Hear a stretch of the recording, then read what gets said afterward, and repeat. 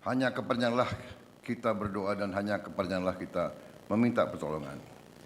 Kita bersyukur atas segala kebaikan, karunia, kesehatan, nafas yang masih diberikan kepada kita, dan terutama atas perdamaian dan kedamaian yang masih kita rasakan sebagai bangsa dan negara di tengah dunia yang penuh pertikaian, perang, dan konflik.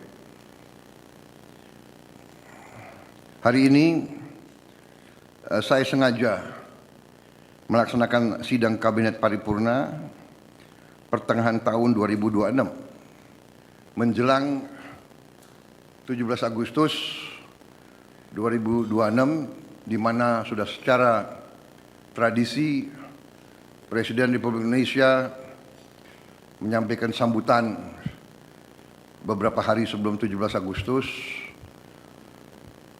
untuk menyampaikan kepada seluruh bangsa dan negara apa yang sudah dikerjakan selama 1 tahun kerja itu. Ini juga adalah kurang 3 bulan kita menjalankan mandat dari rakyat di tahap tahun kedua.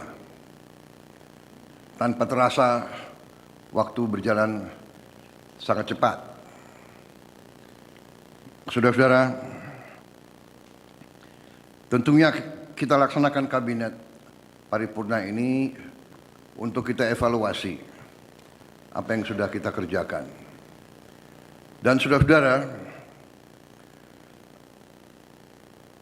saya kira tidak hanya saudara-saudara tapi saya sendiri, di tahun-tahun ini menjelang kita 2 tahun, kita telah bekerja dengan sangat keras dan sangat padat dan sangat cepat.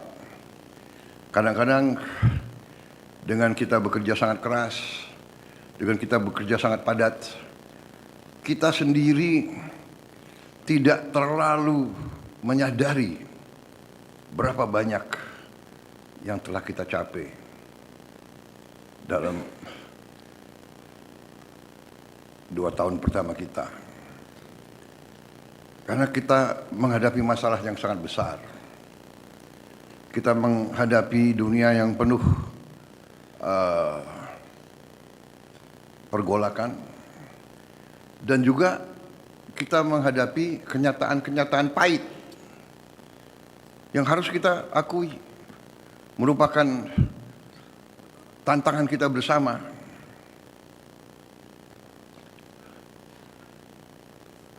Kita tidak bermaksud untuk mencari kesalahan. Kita tidak bermaksud untuk membanding-bandingkan. Tiap masa ada pemerintahnya. Tiap pemerintah ada masanya. Tiap masa ada pemimpinnya. Tiap pemimpin punya masanya. Kita tidak bermaksud, tetapi kita sebagai anak bangsa, kita sebagai unsur pimpinan, dan kita semua di sini adalah unsur pimpinan. Kita di sini pemimpin politik, pemimpin teknokrat, pemimpin budaya, pemimpin masyarakat, dan kita diberi mandat oleh rakyat untuk menghadapi dan menyelesaikan masalah. Jadi kita tidak boleh takut dengan masalah. Kita tidak boleh takut dengan kesulitan. Kita tidak boleh takut dengan kekurangan. Kita faham, seluruh bangsa faham bahwa gaji guru-guru kita kurang. Kita faham bahwa lapangan kerja kita kurang. Kita faham masih banyak kemiskinan ekstrim. Kita faham, ini semua masalah kita faham. Kita mengerti. Justru ini yang kita dipilih, diberi mandat untuk kita selesaikan. Kita paham ada ketimpangan di masyarakat kita.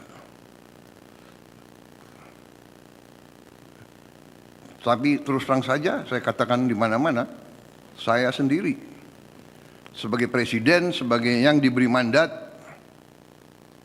bersama saudara wakil presiden, kita disumpah, saya sendiri tidak menduga sesungguhnya betapa beberapa masalah itu sangat di luar perkiraan kita. Terjadi suatu distorsi terhadap perekonomian kita. Telah terjadi mengalir keluar kekayaan kita secara signifikan. Ribuan triliun, ratusan miliar dolar tiap tahun dengan praktek-praktek under invoicing, pemalsuan laporan.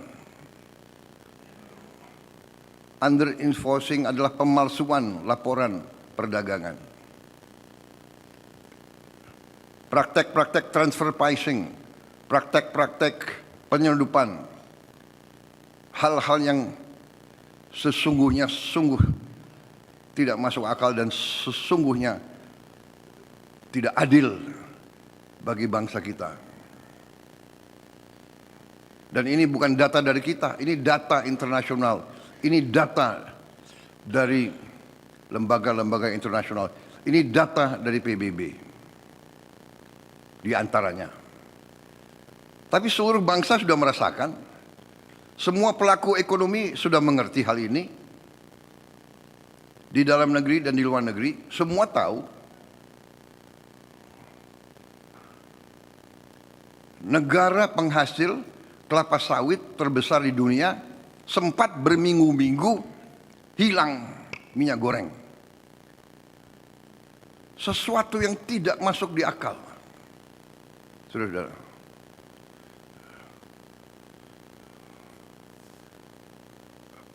Jadi saudara-saudara, kita dihadapi dengan masalah yang sangat besar.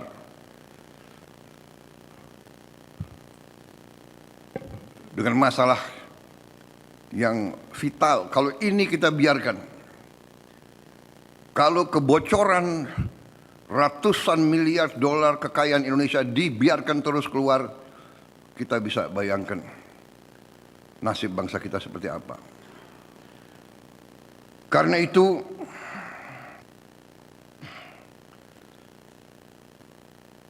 saya ingatkan, kita diberi mandat untuk menyelesaikan masalah, dan seharusnya kita bangga bahwa ternyata dalam kurun waktu ini telah banyak masalah dan kesulitan yang telah kita selesaikan. Mungkin hitungan kita terakhir lebih dari 108 masalah, 110 masalah yang kita selesaikan dalam 1 tahun lebih, 18 bulan pemerintahan kita. Ini prestasi yang bukan kecil. Kita rendah hati. Kita tidak mau menupuk-nupuk dada. Kita tidak mau dan kita tidak boleh besar kepala, tidak boleh sombong. Itu watak kita sebenarnya. Watak bangsa kita. Ojo dumeh. Tetapi kalau kita berprestasi, kita harus akui bahwa kita berprestasi. Tidak ada bangsa lain yang akan menghormati kita kalau kita tidak menghormati bangsa kita sendiri. Bangsa yang besar adalah bangsa yang bisa menghormati dan menghargai pahlawan-pahlawannya. Bangsa yang besar adalah bangsa yang bisa memahami kesulitan dan tantangan yang dihadapinya, tapi juga bisa menghormati dan menghargai prestasi yang dia capai. Saudara-saudara, tanpa kita sadar, karena kita sibuk dengan bekerja, kita ternyata dalam tahap ini ada hal-hal yang sangat membanggakan. Saudara-saudara, setiap negara, setiap perekonomian itu pasti diukur. Dan kita punya ukuran.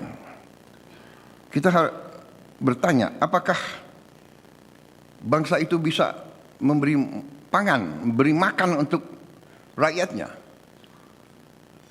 Itu yang paling mendasar. Untuk apa kita merdeka? Untuk apa kita punya NKRI? Kalau kita tidak bisa memberi yang paling dasar dari sebuah peradaban. Yang paling dasar adalah makan, pangan. Kalau ada orang-orang pintar mengatakan bahwa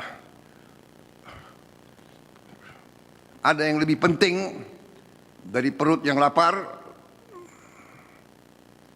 ya saya persilakan, saudara-saudara.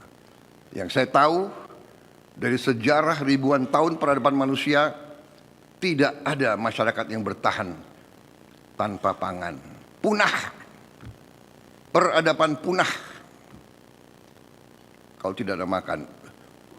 Untuk menjamin pangan perlu air, perlu lingkungan yang dilestarikan, perlu lahan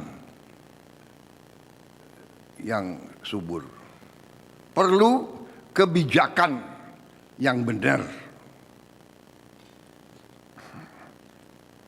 Kita bertanya sekarang, apakah harga pangan terkendali? Apakah pupuk tersedia untuk rakyat, untuk petani, dan harga yang terjangkau? Kita bertanya, apakah anak-anak sekolah memperoleh makanan bergizi di sekolah? Saudara-saudara,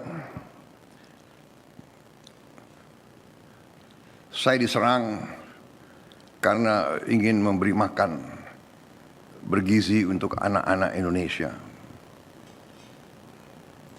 Memberi makan untuk anak-anak Indonesia, untuk ibu-ibu hamil, untuk orang-orang lansia, dianggap pemborosan.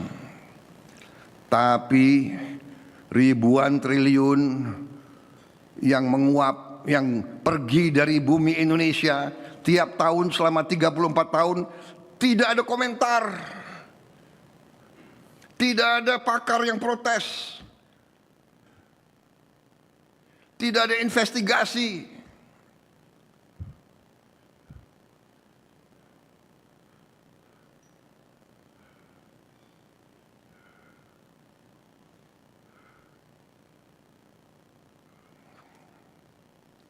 Kita mau beri makan kepada anak-anak yang jelas-jelas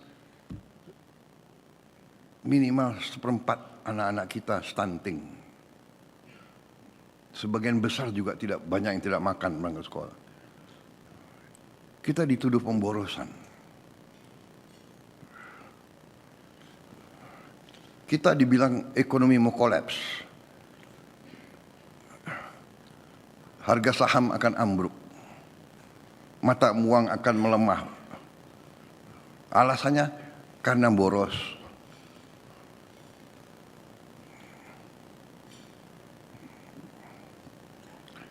Saudara-saudara, saya punya keyakinan bahwa fundamental pemikiran ekonomi dan politik bernegara yang disusun oleh pendiri-pendiri bangsa kita, saya punya keyakinan bahwa itu masuk akal, benar. Undang-Undang Dasar 1945 lahir dari perjuangan lama, lahir dari pengalaman penjajahan, lahir dari imperialisme. Apa arti imperialisme? Imperialisme artinya adalah diambilnya kekayaan sebuah bangsa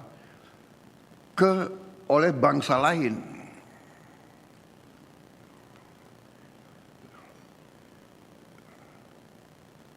Dan masalah inilah yang membuat kita lemah dan tidak berdaya.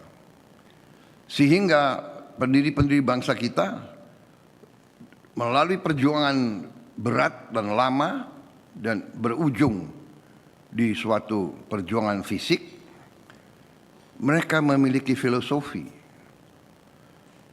Mereka telah merumuskan suatu filosofi. Filosofi adalah Pancasila.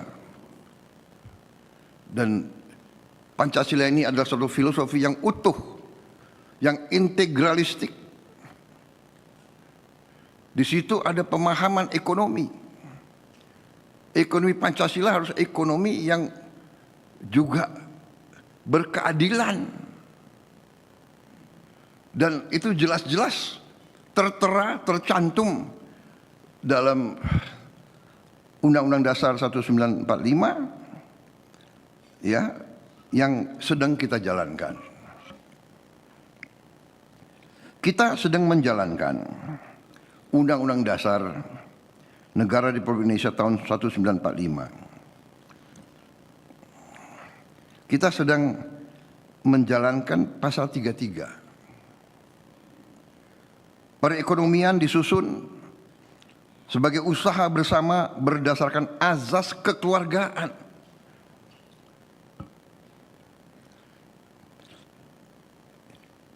Ini jangan dianggap suatu slogan atau suatu retorika yang indah. Perekonomian disusun sebagai usaha bersama berdasar atas azas kekeluargaan. Berarti seluruh anak bangsa ini bagian dari keluarga besar NKRI. Tidak boleh ada satu elemen, satu pihak yang menindas pihak lain.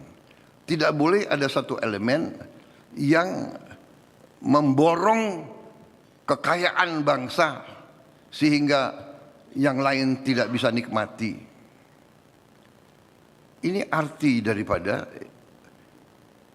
ekonomi berdasar atas azas kekeluargaan. Cabang-cabang produksi yang penting bagi negara dan yang menguasai hajat hidup orang banyak dikuasai oleh negara.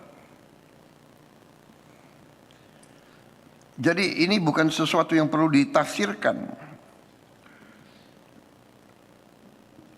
Bumi, air, dan kekayaan alam yang terkandung di dalamnya harus dipergunakan sebesar-besarnya untuk kemakmuran rakyat. Harus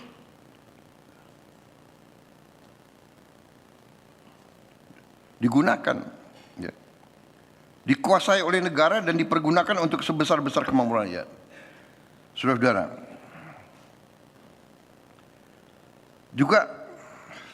kita juga melihat pasal 34.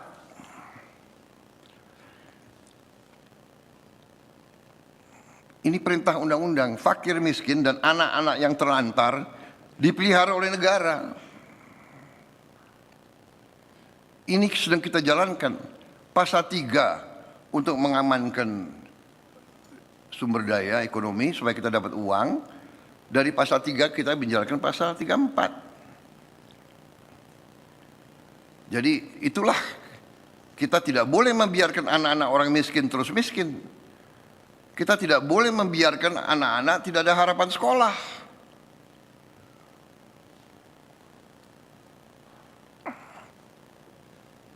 Ini sudah kita jalankan. Negara mengembangkan sistem jaminan sosial bagi seluruh rakyat dan memberdayakan masyarakat yang lemah memberdayakan masyarakat yang lemah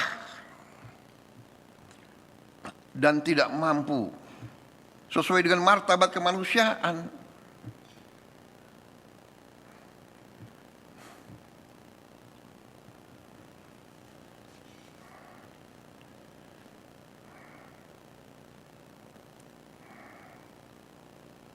Negara bertanggung jawab atas penyediaan fasilitas pelayanan kesehatan dan fasilitas pelayanan umum yang layak.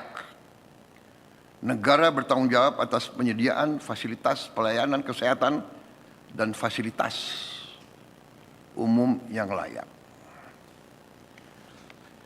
Saudara-saudara, karena itulah kita menjalankan pemerintahan dengan bekerja dengan sangat keras. Saya terima kasih kepada seluruh anggota kabinet. Sebagian dari saudara-saudara bekerja tanpa diawasi karena saya konsentrasi kepada hal-hal penting dalam 2 tahun ini.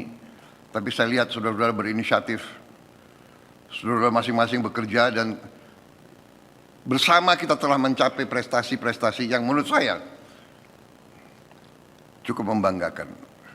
Mungkin sedikit pemerintahan di dunia mencapai apa yang kita mencapai. Masalahnya masih lebih banyak. Cita-cita kita lebih besar. Pekerjaan kita masih banyak. Perjalanan perjuangan kita masih jauh. Tapi kita sudah melihat sekarang apa yang kita sudah capai. Bulan ini akan kolaps, bulan ini akan kolaps, bulan ini akan kolaps. Ternyata semakin hari semakin kuat. Semakin hari semakin kuat. Dunia sedang perang. Banyak negara termasuk risau dan panik masalah pangan. Kita sudah duluan swasembada pangan. Masalah energi pun kita menghadapi kesulitan, tapi kita lebih siap dari yang lain. Ini bukan untuk membuat kita lengah. Ini bukan untuk membuat kita cepat puas, tidak. Tapi saudara-saudara, capaian Kabinet Merah Putih yang 110, 112 masalah itu saya minta dibagikan ke saudara-saudara sekalian, mudah-mudahan ada.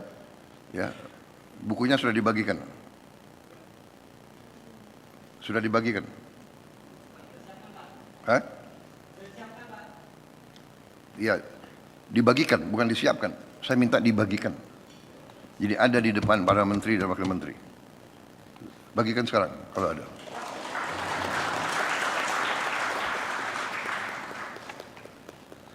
Ya, saudara-saudara, saudara-saudara, prestasi kita cukup besar. Prestasi kita nanti sejarah akan mencatat. Tadi saya sudah sebut, kita sudah swasembada pangan, 8 komoditas pangan. Cadangan beras kita tertinggi selama sejarah NKRI. Nilai tukar petani kita tertinggi selama sejarah NKRI. Kita sudah mencetak atau menghasilkan B50 solar dari kelapa sawit 50%. Kita tidak import lagi solar. Yang waktu itu banyak juga perlawanan. Ada yang bilang pabrik-pabrik mesin tidak akan dukung kita dan sebagainya, dan menakut-nakuti kita. Kita bangsa Indonesia yang 287 juta ini, pemimpinnya selalu ditakut-takuti supaya kita memimpin dengan ketakutan, takut dengan pasar, takut dengan ini, takut dengan apa itu, takut dengan rating agency, takut dengan itu. Kita percaya kepada kekuatan kita sendiri. Kita percaya kepada hal-hal yang azazi, yang basic. Basic bukan menurut selera kita. Basic menurut pakar-pakar dunia. Basic menurut PBB. Sustainable Development Goal. Saudara-saudara, PBB sudah meramalkan bahaya kelaparan. Food, energy, water. Bahaya kelaparan. Mereka canangkan SDG pertama untuk semua bangsa di dunia. SDG pertama adalah no poverty. Tidak ada kemiskinan.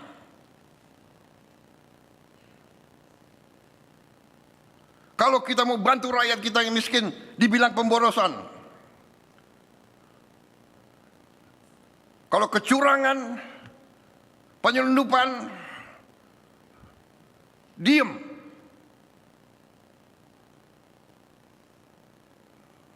Orang besar kasih kredit terus triliunan. Orang kecil nggak boleh terima apa-apa. Zero hunger. Zero hunger, tidak boleh ada orang Indonesia yang lapar. Saya minta belajar. Kita belajar dari negara-negara lain. Jangan malu belajar. Kirim tim ke India, kirim tim ke Brazil, kirim tim ke Tiongkok, kirim tim ke negara-negara Vietnam. Belajar bagaimana mereka hilangkan kelaparan. Tidak boleh anggota G20 Indonesia ada rakyat yang lapar.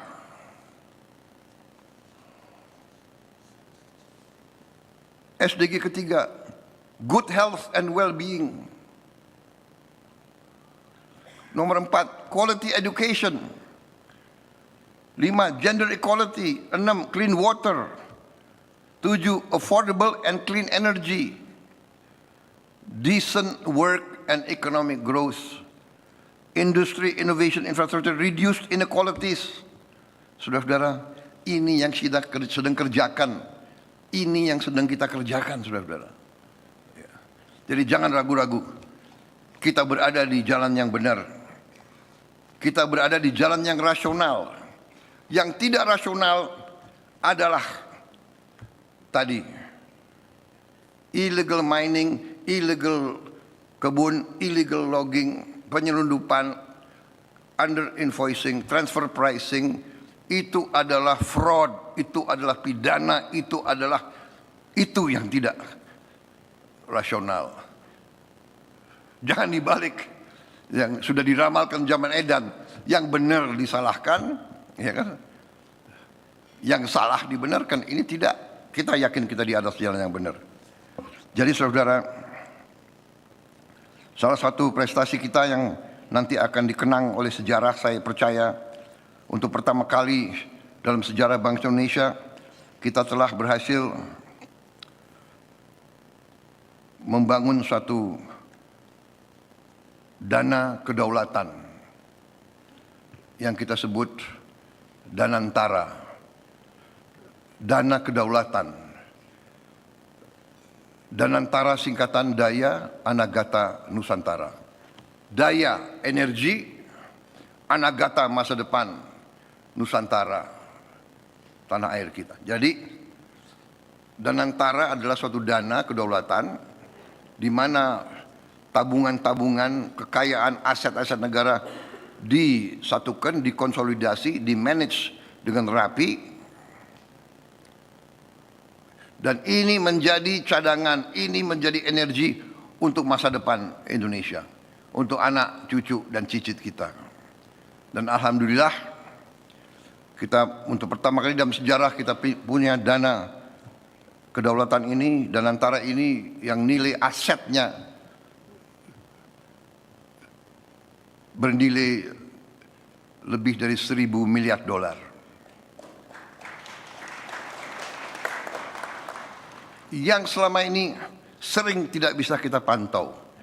Sering kita tidak mengerti kekayaan kita di mana.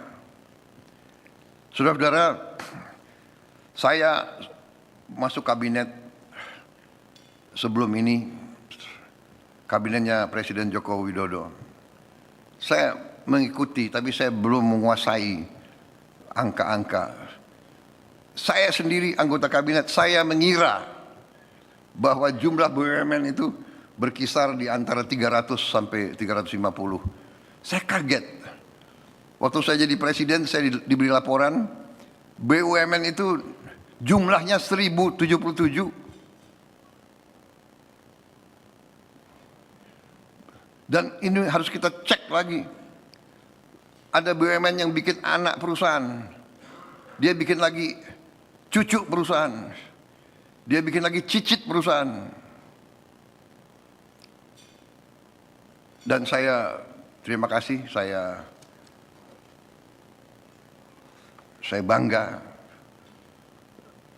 pimpinan daripada Danantara dalam tahun pertama 18 bulan pertama sudah berhasil mengurangi jumlah tersebut dari 1077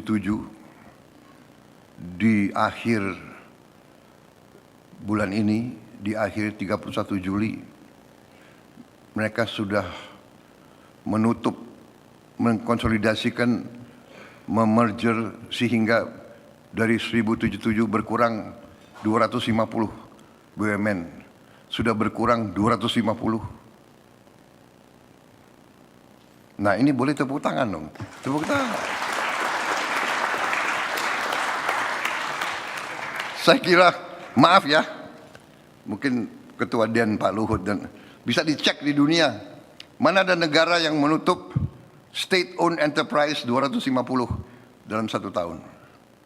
Dan mereka menyanggupi laporan ke saya, Pak, Desember 31 tahun 2021 jumlah BUMN kita dari 1077 akan maksimal 350.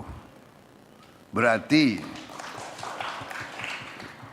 di akhir 2026 mungkin 700 BUMN yang akan kita tutup, kita merger, kita konsolidasi, berkurang dari 1077 akan menjadi maksimal 350. Dan mereka laporan dengan ditutupnya 250 BUMN, overhead, biaya rutin yang bisa diselamatkan adalah 50 triliun. 50 triliun. Gaji direksi, gaji komisaris, sewa gedung, bayar listrik, bayar transport, bayar ini, rapat kerja, 50 triliun. Desember 31 saya kira ini mungkin angka penghematan bisa naik. Bisa mendekati 70-80 triliun. Saya terima kasih dari pimpinan Danantara. Kemudian untuk menghadapi fenomena tadi, ya ini prestasi yang lain saya kira, ya proyek abadi, gas abadi Masela, 28 tahun mangkrak. Saya berangkat ke Tokyo, saya ketemu pimpinannya perusahaan-perusahaan Jepang itu, Inpex ya, Inpex. Saya sampaikan dengan baik dan sopan. Saudara masih berminat enggak? Kalau saudara tidak berminat, saya akan alokasi, saya akan tunjuk perusahaan lain. Sopan tapi tegas. Kak, ya sebagai bangsa Indonesia yang ramah, nggak mungkin kita kasih ultimatum kan? Bukan ultimatum itu, himbauan. Benar itu, saya. Yang mulia, apakah Jepang masih berminat? Masalahnya bangsa Indonesia sangat butuh energi, sangat butuh devisa. Habis itu pulang-pulang ya, kalau Menteri SDM boleh saya tekan-tekan ya, nggak apa-apa kan tekan-tekan. Saya bilang, Menteri SDM 6 bulan tidak ada kegiatan, cabut. Sekarang kita tidak toleransi. HGU, HGB, SIUP, izin kita beri 2 tahun tidak ada kegiatan, 2 tahun tidak ada kegiatan, cabut. Untuk mengatasi segala praktek under invoicing, etc., ya, laporan palsu, saya kumpulkan KKSK, ya, Menteri Keuangan, Bank Indonesia dengan OJK dan tim ekonomi kita telah kumpul di Istana Merdeka. Ketua DEN hadir dengan beberapa penasihat-penasihat di bidang ekonomi. Waktu itu saya gambarkan, saya minta pendapat mereka semua. Apa kita mau teruskan ini? Aliran uang ratusan miliar dolar ke luar negeri, kekayaan kita, dari sumber daya kita, mau kita teruskan? Mereka semua bilang tidak bisa Pak, jangan kita teruskan. Bagaimana caranya kita tidak teruskan? Akhirnya diusulkanlah sistem ekspor satu pintu untuk komunitas-komunitas milik bangsa dan negara. Dan saya ingatkan, semua komunitas adalah milik bangsa Indonesia.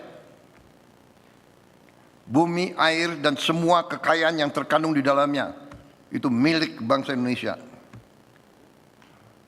Nikel, karet, semuanya. Kelapa sawit, batu bara, emas. Sehingga kita terapkan ekspor satu pintu dan kita dirikan PT DSI, Danantara Sumber Daya Indonesia. Iya kan, itu Danantara Sumber Daya Indonesia. Di depan DPR waktu itu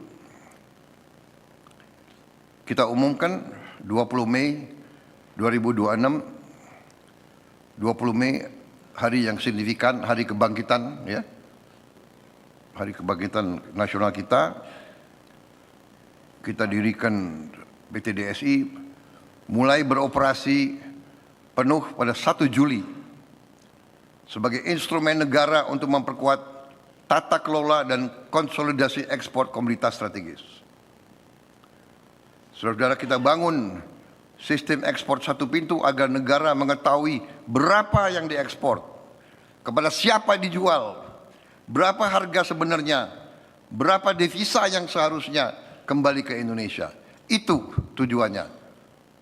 Ya biasa, pertama banyak yang nyinyir, yang dan sebagainya, tapi ternyata dunia luar mengakui bahwa ini adalah langkah Indonesia yang benar.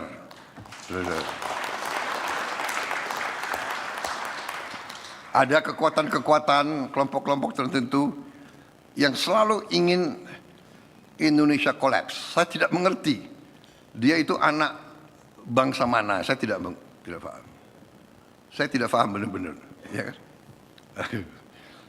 Selalu meramalkan kolaps yang nggak bagus gitu loh, ya kan?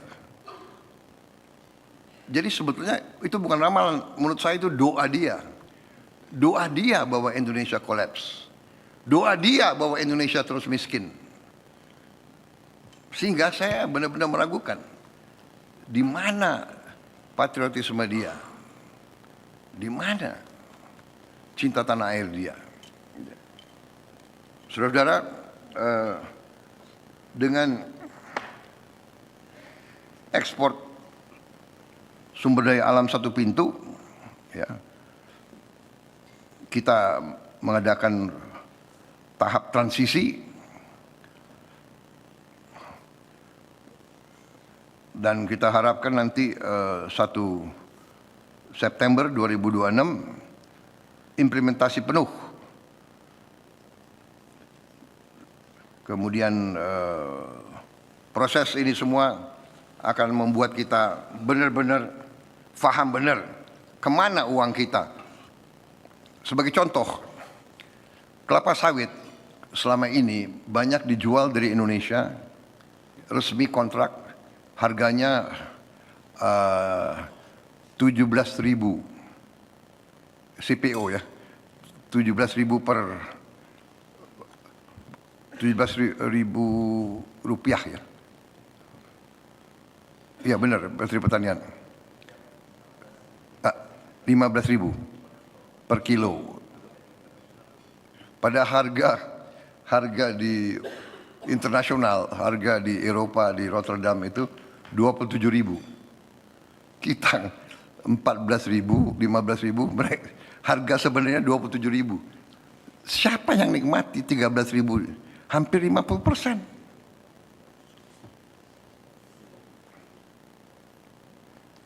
Jadi permainan seperti inilah yang menusuk hati kita, ya.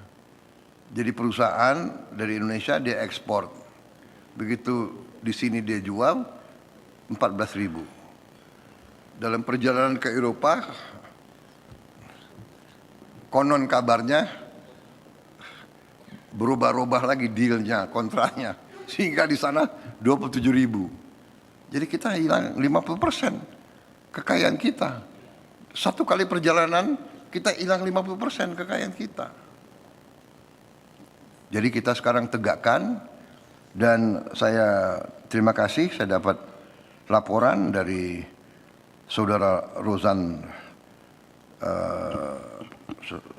CEO dari Danantara, ya, bahwa baru 1 bulan 2 minggu bekerja, PT DSI beroperasi, PT DSI sudah mengelola devisa sebesar lebih 10,5 miliar dolar. Dalam 1 bulan 2 minggu, saudara-saudara. Ya. Dan ternyata dari angka yang masuk, sebelum ada PT DSI, gap perbedaan antara harga dijual di Indonesia dan harga dijual internasional itu kurang lebih beda minimal 30%, mendekati 40-45%. Begitu ada PT DSI, udah hampir menyatu. Saya lihat grafiknya. Jadi karena kita tegas meneruskan praktek ini praktek penipuan. Meneruskan, semua izin kita cabut. Saya tidak pandang bulu. Kita cabut semua izin mereka yang tidak mau patuh kepada hukum di Negara Kesatuan Republik Indonesia. Ya.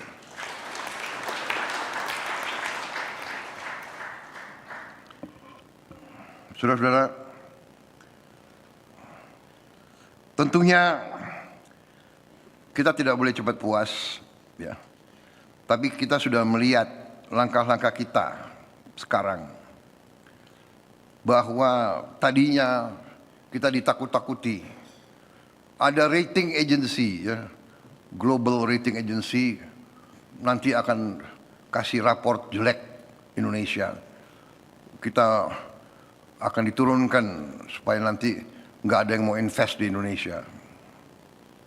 Saudara-saudara, bukan kita takut, tapi ternyata Standard & Poor, S&P, mereka sendiri sudah umumkan bahwa mereka menilai bahwa pembentukan PT DSI adalah tepat. Mereka yang mengatakan bahwa itu langkah tepat bagi bangsa Indonesia, saudara-saudara. Dan itu bisa meningkatkan penghasilan kita, revenue kita. Kemudian mereka tetap tidak menurunkan outlook. Kita tetap outlook stable. Kita tetap punya rating investment grade, emerging market. Bukan kita selalu harus puas dengan rating bangsa lain. Sekali lagi saudara, percaya kepada kekuatan kita sendiri. Kita hidup di dunia global, tapi kita harus percaya kepada kekuatan kita sendiri. Kita percaya kepada fundamental kita sendiri. Ya. Apapun terjadi, kita sekarang pangan aman, energi cukup kuat, air kita berlimpah-limpah, tinggal manajemennya. Ada daerah yang kurang, jadi fundamental kita kuat. Lahan kita cukup. Kita sudah buktikan rawa kita rubah jadi sawah. Rawa yang tidak bermanfaat kita rubah jadi produktif. Saudara, kita sudah mulai dipandang. Dan kita akan buktikan. Saya yakin dan percaya kita akan jadi lumbung pangan dunia. Saya percaya itu. Saya tidak tahu di zaman siapa nanti, tapi saya percaya itu, saudara-saudara. Semua orang sudah meramalkan kok kita akan jadi negara kelima, keempat. Semua. Hanya kita sendiri kadang-kadang. Bukan rendah hati, mengarah ke rendah diri. Ya kan? Saudara-saudara,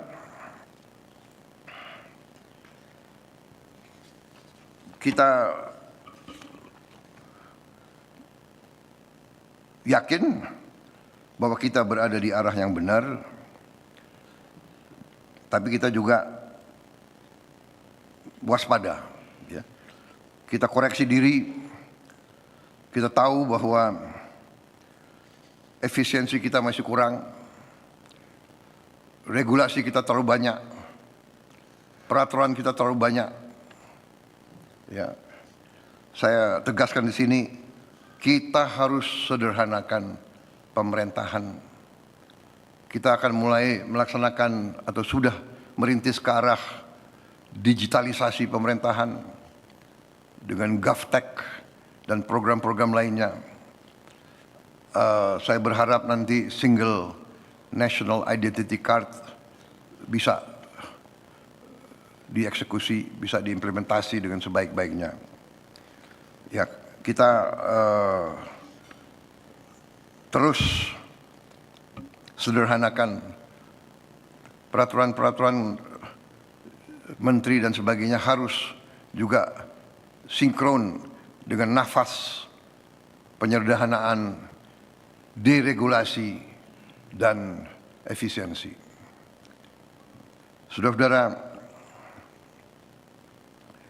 kita juga salah satu prestasi kita adalah kita sekarang memiliki sistem perlindungan sosial, menurut saya salah satu terkuat di dunia, salah satu. Kalau kita ikuti semua program-program ini, dan program-program ini adalah hasil dari pemerintah-pemerintah sebelum kita.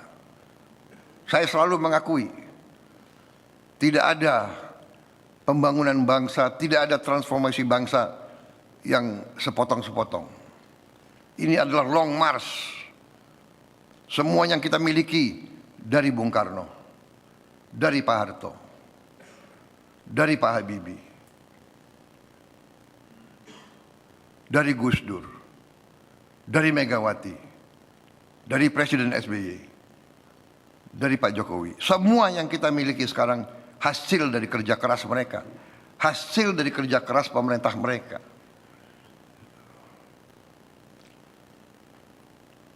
Tugas kita, apa yang sudah dicapai, kita lestarikan, kita bangun, kita perbaiki.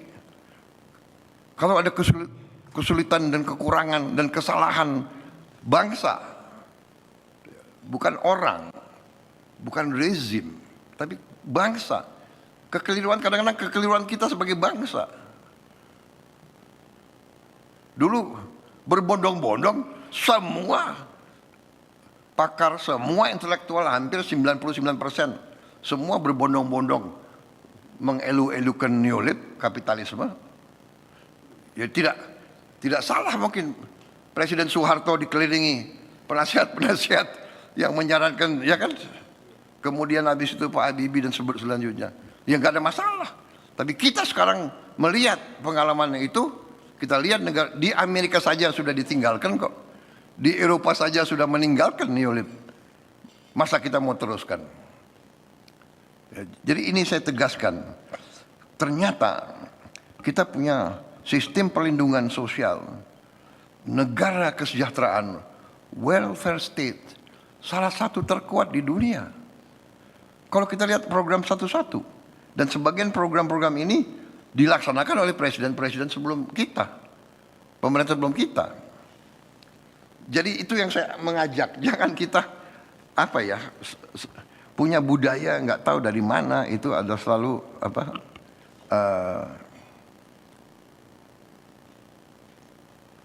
selalu mencari kekurangan dan